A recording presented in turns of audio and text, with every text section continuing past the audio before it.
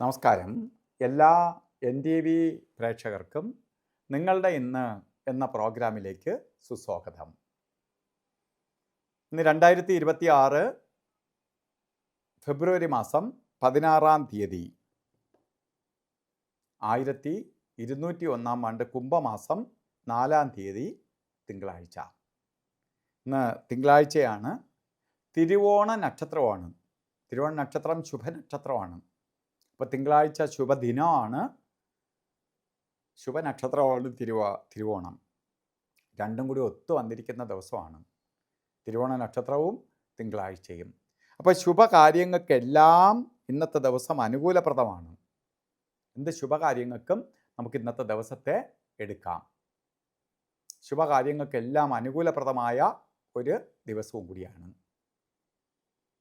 അതുമാത്രമല്ല, കുംഭമാസത്തിലെ തിരുവോണ നക്ഷത്രം ബർത്ത്ഡേ ആയിട്ട് വന്നിട്ടുള്ളവർക്ക് ഒരു വർഷത്തെ ഫലത്തെ ചിന്തിക്കുമ്പോൾ വളരെ ഐശ്വര്യപ്രദമായ ഒരു വർഷത്തെ പ്രദാനം ചെയ്തു തരും. വളരെ സന്തോഷപ്രദമായ ഒരു വർഷത്തെ പ്രദാനം ചെയ്തു തരും. പുരോഗതിയുടെ ഒരു വർഷത്തെ പ്രദാനം ചെയ്തു തരും. ഐശ്വര്യപ്രദമായ ഒരു വർഷത്തെ നമുക്ക് പ്രദാനം ചെയ്തു തരും. പുരോഗതിയുടെ ഒരു വർഷം ആയിരിക്കും.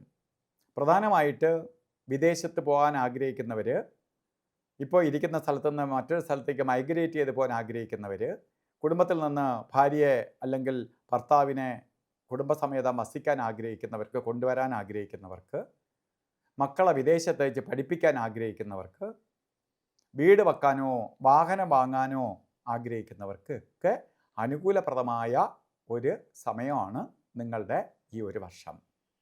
അതിനുവേണ്ടി പ്രയത്നിക്കുക. പൂർണ്ണമായി അത് വിജയത്തിലേക്ക് വരും. അതുപോലെ തന്നെ ഇന്ന് ഓരോ കാര്യത്തിന് ഇറങ്ങുമ്പോഴും, ഇന്നത്തെ ദിവസം നല്ലതെന്ന് ഞാൻ പറഞ്ഞു, ഓരോ കാര്യത്തിന് ഇറങ്ങുമ്പോഴും രാഹുകാല സമയം നോക്കി ഓരോ കാര്യങ്ങൾക്ക് ഇറങ്ങുന്നത് നന്നായിരിക്കും. രാഹുകാലം 7:30 മണി മുതൽ 9 മണി വരെ എന്ന് കലണ്ടറിൽ രേഖപ്പെടുത്തിയിട്ടുണ്ടെങ്കിലും 7:30 തുടങ്ങൂല. 8:15 രാഹുകാലം ആരംഭിക്കുകയുള്ളൂ. 9 മണിക്ക് തീരുവില്ല. 9:43 തീരുള്ളൂ. ഒന്നുകിൽ നമുക്ക് രാഹുകാലം തീർന്നു എന്ന് പറഞ്ഞ് 9 മണിക്ക് ഇറങ്ങരുത്. 9:43 വരെ രാഹുകാലം ഉണ്ട്. 7:30 അയ്യോ രാഹുകാലം തുടങ്ങിപ്പോയി എന്ന് പറഞ്ഞ് വിഷമിച്ചിരിക്കേണ്ട. 8:15 രാഹുകാലം തുടങ്ങുള്ളൂ. അതുകൊണ്ട് രാഹുകാല സമയം നോക്കിയായിരിക്കണം ഓരോ കാര്യം. നല്ലൊരു ദിവസത്തെ ഇല്ലാതാക്കി കളയരുത്. രണ്ടും കെട്ട സമയത്ത് രാവിലെ ഇറങ്ങുകയാണെങ്കിൽ നമ്മളെ ഇട്ടി ചുറ്റിക്ക് നല്ലതിന് പകരം കഷ്ടത ഉണ്ടാവും. അതുപോലെ ഗുളിക കാല സമയവും യമകണ്ഠ കാല സമയവും ഓരോ സമയവും നമുക്ക് നോക്കണം. അതിൽ ഗുളിക കാല സമയം വരുന്നത് 2:06 തൊട്ട് 3:34 വരെയും, യമകണ്ഠ കാല സമയം വരുന്നത് 11:11 തൊട്ട് 12:39 വരെയും.